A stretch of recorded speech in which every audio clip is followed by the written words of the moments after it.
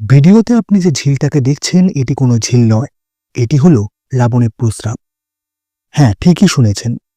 ঝাড়খণ্ড রাজ্যে দেওঘরে অবস্থিত বাবা বৈদ্যনাথ ধামের জ্যোতির্লিঙ্গ 12টি জ্যোতির্লিঙ্গের মধ্যে একটি।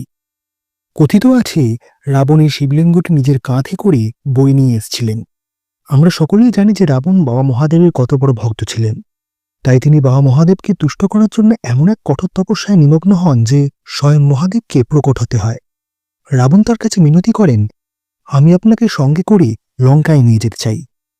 মহাদেব তার ভক্তের কথা ফেলতে না পেরে বলেন, ঠিক আছে, আমি যাব, কিন্তু আমার একটা শর্ত রয়েছে।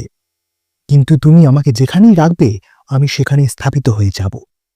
রাবণ সেই শর্তে রাজি হয়ে লঙ্কার উদ্দেশ্যে যাত্রা শুরু করল। কিন্তু অন্যান্য দেবতারা এই ঘটনাটি মেনে নিতে না পেরে বিষ্ণুর কাছে গেলেন। সব কথা শুনে বিষ্ণু একটি বাচ্চার রূপ ধারণ করে রাবণের সামনে গেলেন এবং সেই মুহূর্তে রাবণের খুব জোরে প্রস্রাব পায়, কারণ মা গঙ্গা তার শরীরে প্রবেশ করে গেছেন। সেই কারণে রাবণ বাচ্চাটির হাতে শিবলিঙ্গ দিয়ে প্রস্রাব করতে উদ্যত হলে বাচ্চাটি শিবলিঙ্গকে মাটিতে ওই স্থানে রেখে দেয়, আর শিবলিঙ্গটি সেখানে স্থাপিত হয়ে যায়। আর এই জায়গাতেই পরবর্তীকালে গড়ে ওঠে বৈদ্যনাথ ধাম এবং পাশের এই ঝিলটি।